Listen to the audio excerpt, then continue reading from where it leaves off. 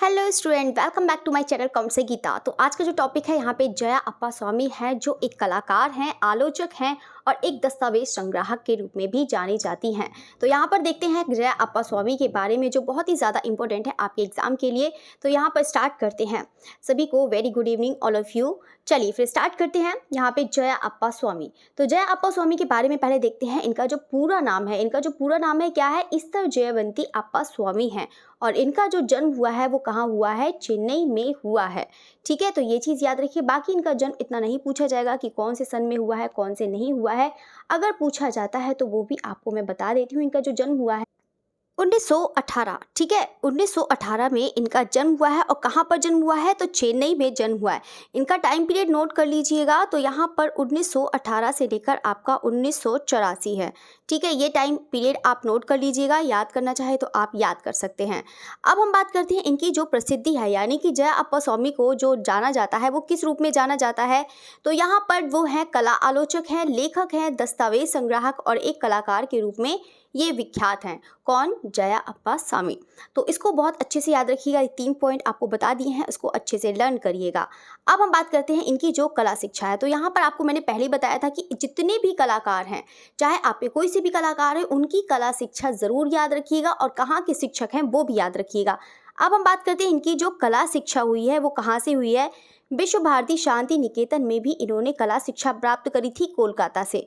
विश्व भारती शांति निकेतन इन्होंने शिक्षा प्राप्त करी थी कोलकाता से। और वहाँ पर college of fine art Beijing, यहाँ पर चीन से भी इन्होंने शिक्षा प्राप्त करी है। इसके अलावा यहाँ पे ऑबरेल कॉलेज अमेरिका से भी इनकी शिक्षा प्राप्त हुई है। तो आप बता सकते हैं इनकी जो शिक्षा हुई है, आप देख सकते हैं कि शांति निकेतन कोलकाता से, चीन में हुई है और यहाँ पर अमेरिका। आप इस तरीके से याद कर ले तो आपको बहुत आसानी रहेगी याद करने में।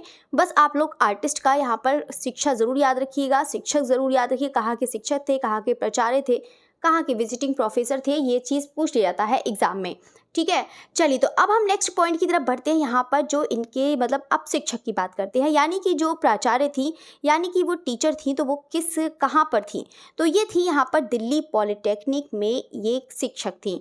और यहाँ पर बस शांति निकेतन में ये, इसके अलावा बता देते हैं कि शांति निकेतन में ये 1977 में इन्होंने एक विजिटिंग के प्रोफेसर के रूप में नियुक्त हुई थी, यानी कि कुछ समय के लिए इन्होंने अपनी सेवाएं दी थी। एक शिक्षक के रूप में, एक विजिटिंग प्रोफेसर के रूप में इन्होंने शिक्षा दी, वो एक मतलब सेवाएं दी थी। किसमें, शांति निकेतन में दी थी। और यहाँ पर शिक्षक थे, दिल्ली पॉलिटेक्निक के शिक्षक थी। तो आप बता सकते हैं कि यहाँ पर अगर जया अप्पा स्वामी के बारे में पूछा जाता है तो यहाँ पर आप बता सकते हैं कि इनकी जो शिक्षा हुई है, यानी कि जया अप्पा स्वामी की जो शिक्षक थे वो कहाँ थे, दिल्ली पॉलिटेक्निक के थे। और यहाँ पे विजिटिंग प्रोफेसर के रूप में नियुक्त हुई थी, कहाँ पर, शांति निकेतन में थी।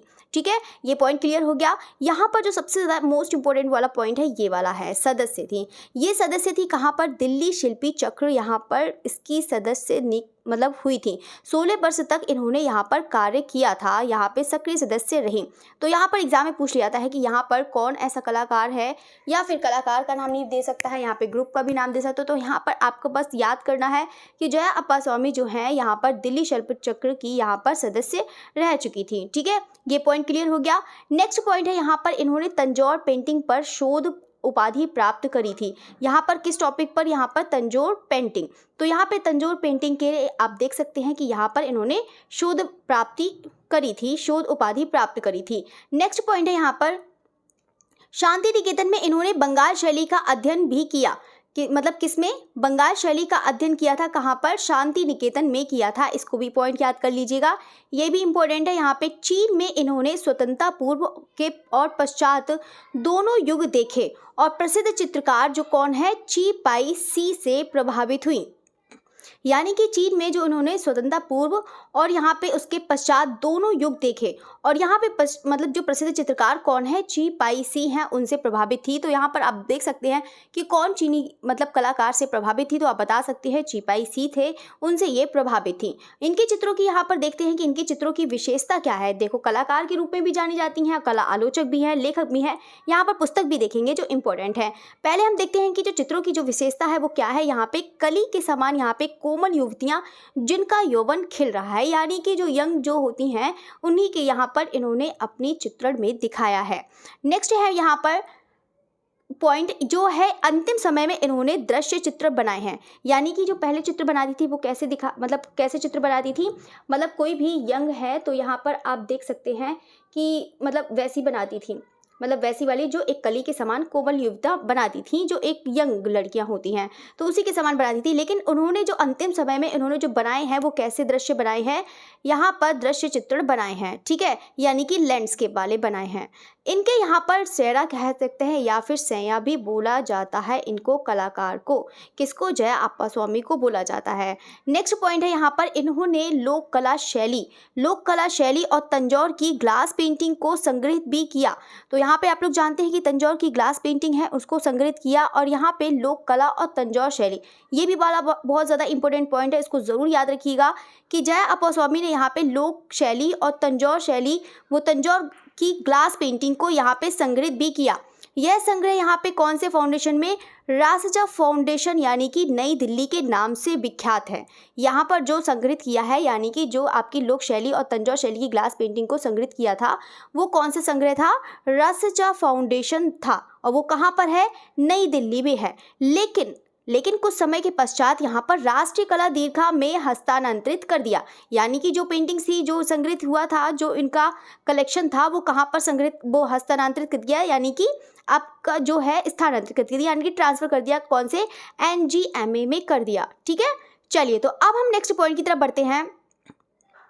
एक विशाल भू अंचल में विस्तृत पर्वत श्रृंखला जिसमें प्राकृतिक मतलब उपादानों के बीच नारी आकृति इनके चित्रों की पहचान थी। यानी कि कैसी पहचान थी, एक भू अंचल में यहाँ पे विस्तृत जो पर्वत श्रृंखला है इसमें प्राकृतिक मतलब उपादानों के बीच क्या थी, नारी आकृति इनकी चित्रों की क्या थी, पहचान थी। नेक्स्ट देखते हैं यहाँ पर इन्होंने देखो माध्यम में तो इन्होंने बहुत काम किया था। पहले जो इनको माध्यम में काम किया था इन्होंने जल रंग में किया था, जल रंग के बाद इन्होंने टेम्परा में काम किया था, टेम्परा में सबसे ज़्यादा काम किया था। लेकिन ये कुछ दिल्ली के आने के बाद, यानी कि वो पहले कहाँ थी, अमेरिका थी, लास्ट में अमेरिका थी, अमेरिका आने के बाद दिल्ली में शिक्षक नियुक्त हुई, ठीक है, दिल्ली में शिक्षक नियुक्त हुई। फिर दिल्ली में शिक्षक नियुक्त होने के बाद ये दिल्ली आने पर इन्होंने टेम्परा अपना प्रयोग जो करती थी उसको छोड़ दिया, ठीक है, यानी मतलब छोड़ भी नहीं दिया, मतलब कम कर दिया ये कह सकते हैं। तो यहाँ पर इन्होंने टेम्परा में कम कर दिया। बाकी ये जल रंग में भी इन्होंने काम किया है, टेम्परा में भी किया है, इसके अलावा यहाँ पे तैल रंगों में भी इन्होंने काम किया है, ठीक है। अब हम देखते हैं यहाँ पर जो दिल्ली में यहाँ पर शैलोज मुखर्जी के प्रयोग बहुत पसंद आए और उन्होंने ललित कला अकादमी द्वारा यहाँ पे शैलोज मुखर्जी पर इन्होंने एक मतलब शैलोज मुखर्जी पर प्रकाशित मोनोग्राफ का संपादन किया।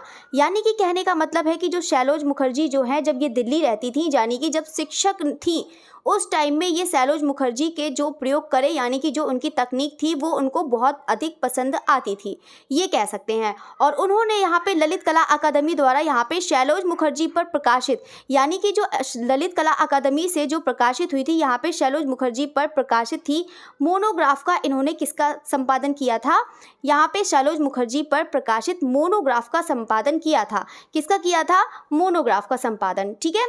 चलिए तो अब हम बात करते हैं, नेक्स्ट है यहाँ पे 1978 से लेकर 79 यानी कि एक साल, तो वे Indian Council of Historic Research New Delhi की फेलो भी रहीं, ठीक है, मतलब कहाँ की, Indian society council of Historic Research New Delhi की फेलो रहीं। नेक्स्ट पॉइंट है यहाँ पर कि अनेक पत्र पत्रिकाओं में, आप लोग तो जानते हैं कि यहाँ पर इनको मतलब कौन सो मतलब जो है जय अप्पा स्वामी एक लेखिका भी हैं, एक आलोचक भी हैं, कला आलोचक भी हैं और एक कलाकार भी हैं। तो यहाँ पर सब लोग जानते हैं कि यहाँ पर उन्होंने पत्र पत्रिकाओं का भी संपादन किया था और यहाँ पे जो पुस्तक है उनका भी संपादन किया था। तो यहाँ पर देखते हैं कि यहाँ पे अनेक पत्र पत्रिकाओं को छपे अंग्रेजी लेखों के अतिरिक्त उनकी 4 पुस्तकें हैं और ये चारों पुस्तकें आप बहुत अच्छे से लर्न कर लीजिएगा, मोस्ट इंपॉर्टेंट है। और यहाँ पर इनकी पिक्चर्स भी दिखा देते हैं कि कौन कौन सी पुस्तक है। पहली है यहाँ पे अवनींद्रनाथ ठाकुर और उनके समय की कला, दूसरी है आधुनिक भारतीय मूर्ति शिल्प, तीसरी है मराठा युग की तंजौर चित्रकला, चौथी है कांच पर भारतीय चित्रकारी, ठीक है। तो जितना भी आपको मैं बेटर देती जा रही हूँ उसको बहुत अच्छे से रट लीजिएगा, बहुत अच्छे से करिएगा, क्योंकि धीरे धीरे ऐसे कलाकार आपको बहुत सारे हो जाएंगे तो आपको याद करने में परेशानी होगी। इसीलिए मैं ज़्यादा आपकी क्लास होती नहीं है, बस 10 से 15 मिनट या फिर 20 मिनट की ज़्यादा से ज़्यादा क्लास होती है, इतनी ज़्यादा होती नहीं है। तो आप उसको अच्छे से टाइम से पढ़िएगा और उसको लर्न करिए। अब हम बात करते हैं यहाँ पर जो जया अप्पास्वामी है, यहाँ पे कंपनी काल की यहाँ पे भारतीय चित्रकला, यानी कंपनी काल की भारतीय चित्रकला जो शीर्षक है, यानी कि जो टॉपिक है, यहाँ से इनको शोध प्रबंध है, मतलब इनका जो है शोध प्रबंध है कौन सा, यहाँ पे कंपनी काल की भारतीय चित्रकला शीर्षक से।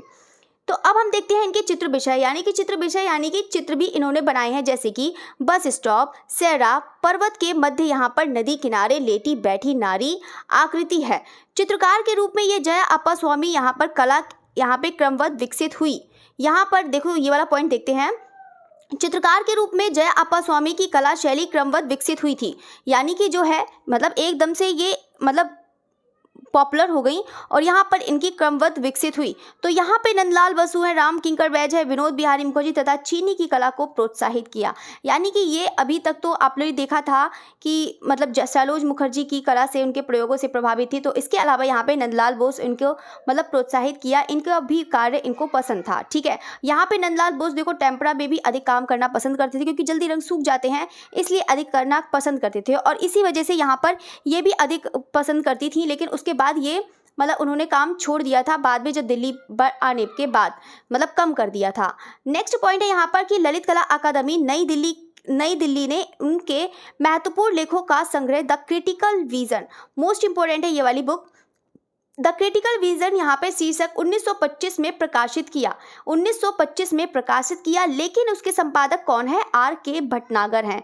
यहाँ पर ये वाला पॉइंट जरूर देखिएगा, यहाँ पर जो इनको यहाँ पे द क्रिटिकल विजन है 1985 में प्रकाशित किया, जिसके संपादक कौन है, आर के भटनागर हैं, इसको जरूर याद रखिएगा। ठीक है, चलिए तो अब हम बात करते हैं इनकी यहाँ पर जो है बुक है उसको देख लेते हैं। पहले इसको मैं ठीक कर देती हूँ साइज।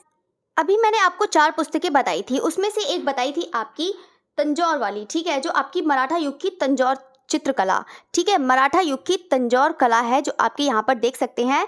यहाँ पर 1 मिनट में हटा देती हूँ, तो यहाँ पर देख सकते हैं ये वाला Tanjore painting of the Maratha period, तो ये वाली बुक है यहाँ पर जया अप्पास्वामी की, और द है यहाँ पर द क्रिटिकल विजन। तो इसके बारे में बिल्कुल अभी मैंने बताया था, बिल्कुल अभी पढ़ाया था द क्रिटिकल विजन। तो बताइएगा इसके संपादक कौन है, तो संपादक कौन हो जाएंगे यहाँ पर, आर के भटनागर। ठीक है, ये तो अभी बताया था ना, आर के भटनागर, तो ये भी है, याद रखिएगा। बाकी ये 1985 में प्रकाशित की गई थी यहाँ पर दिल्ली कला अकादमी नई दिल्ली द्वारा।